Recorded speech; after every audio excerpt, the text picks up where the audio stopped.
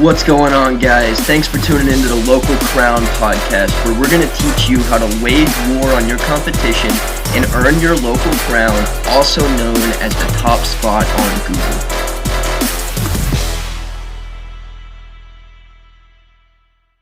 Google. Where do you get all the confidence from now? Yeah, it's a good question. Talking about my old story, I always had a false sense of confidence. Like, I really did think I was awesome. For what reason? I don't know. But what I can say is that that's always carried along with me.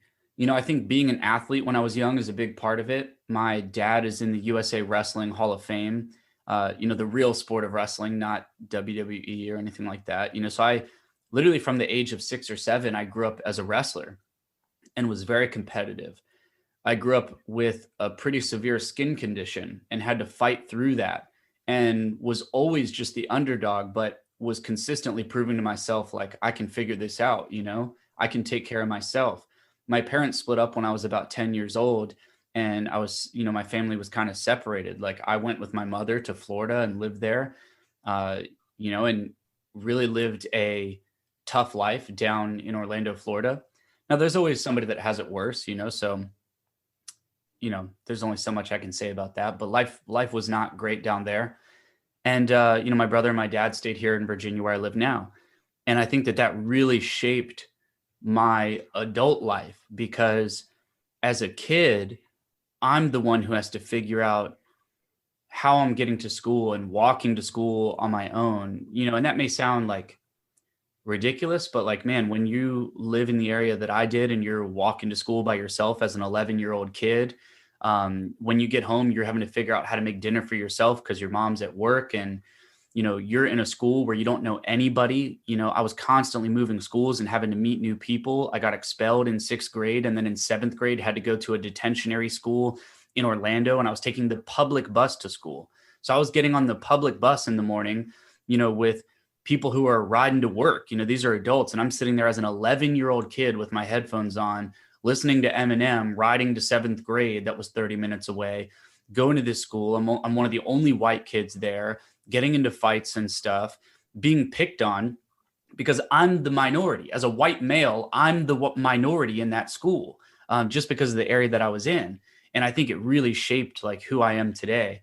And I think I've been fortunate enough to become a very dynamic individual. And there's the side of me that really loves everybody, because I've been really fortunate to see a lot of different angles of people's lives.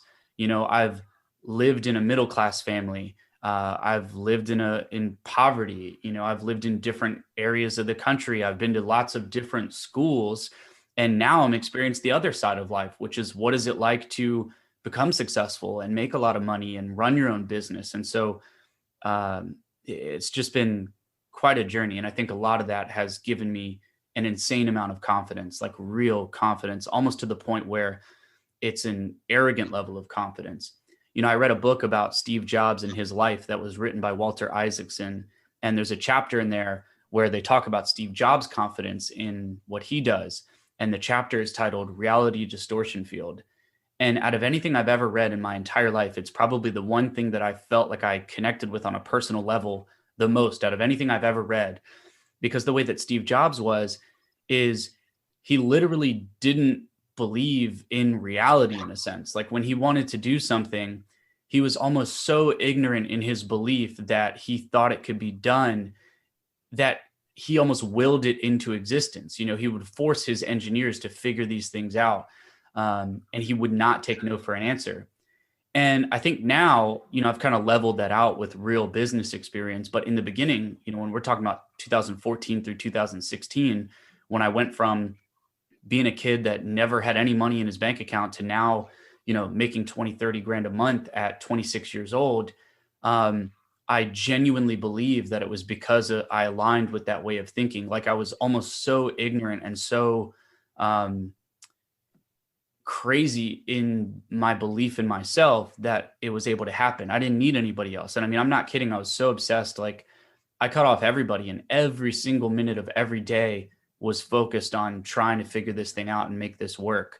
And I started with, you know, a shitty ass laptop and a Boost mobile cell phone. And that was where I started, you know, and now I've got an office and all the technology in the world that I need. And a lot has changed, but that's where my confidence comes from. It's, you know, definitely a little bit of just my personality that I think I was born with, combined with like learning, you know, like I don't want to sound like Ty Lopez where I'm saying knowledge, dude, knowledge, but it is that, you know, it is that. It's like when you take the time to educate yourself, you realize what's possible and you just make it simple and you put your blinders on and just focus on achieving one thing.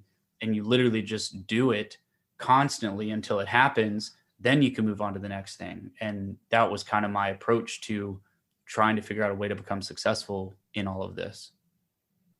So I like that you mentioned that you've seen a lot of different sides of life and that a lot of your confidence comes from that, because I can resonate with that very well. Because I mean, I've been addicted to drugs, I've been suicidal, I've been the plug, but I've also hung out in penthouses with millionaires and even a couple billionaires. And honestly, that has given me a very vast understanding of people just at a very high level.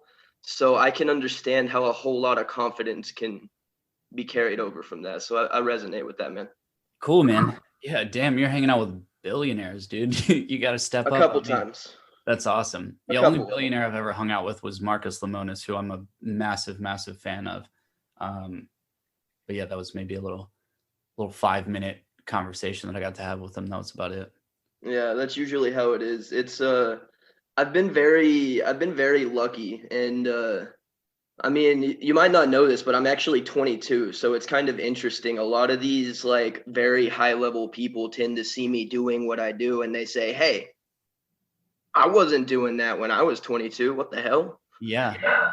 No, that's awesome, man. I mean, you know, I've got a lot of young guys and girls that ask me, you know, for advice, and recently my content has like blown up on TikTok, and I'm getting more messages than I ever have. You know, but one of the big questions is like, how can I be successful? How can I make more money? And it's like, it's such a vague question, because in order to answer that, you have to know somebody on an individual level, man. You know, and it's insanely difficult. But, you know, I wish that when I was 18 to 22 years old, that I was thinking about the stuff that you're thinking about now. You know, I wish I was trying to get in the room with people that were, you know, thinking on a different level and that were smarter than me and that were more successful than me. I didn't give a shit about that, man. Like, not at all. My priorities back then were, you know, where am I going to get $20 to buy a case of beer, and where is the party, and, you know, what do I have to do to hit on this girl, and how can I pay this little $30 Boost mobile cell phone bill, you know, so that I can keep texting my friends. You know, I didn't even have a driver's license, dude. I didn't even have a car.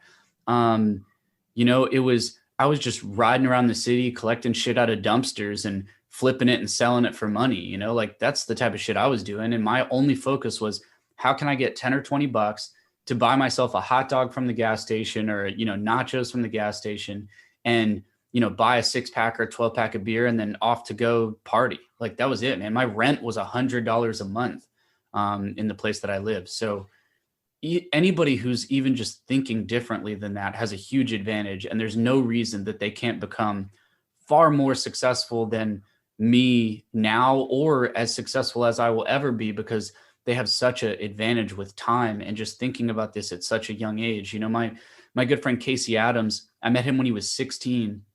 And, you know, he used to come into my office all the time and ask me, you know, for marketing advice, and, hey, what do you think about this? And what do you think about that? And he would just come in and hang out, and we became friends. And he was so much younger than me. I was 25 and he was 16 at the time. Dude, and the kid now, you know, he's got 500,000 followers. He's doing huge brand partnerships. He's interviewed some of the most famous people on the planet, including like Larry King, and the guy's killing it, dude. And he'll be a millionaire before he's 25, like guaranteed, you know? And it's not even about the money. It's because, like, when he was a kid, he just figured out what he enjoyed to do. You know, it's not about being like, you know, somebody like yourself that's 22 and somebody like myself that's 31. We've got bills to pay. You know, when you're 16, you don't have those bills. When you're 17, 18, you don't really have those bills, most likely. You know, like, if we're talking about 80% of people, like most of those people, especially if you live in America, you don't have those bills. You're living at home with mom and dad, and you can find what you love to do. and at least get started. It doesn't mean you're going to love that thing forever. You may start out loving video games and try to make that your career. And then you turn 35 and you realize like, I don't want to do this. I'm going to do something different, but people have a huge advantage, and somebody like yourself that's focusing on that stuff, I think that's amazing.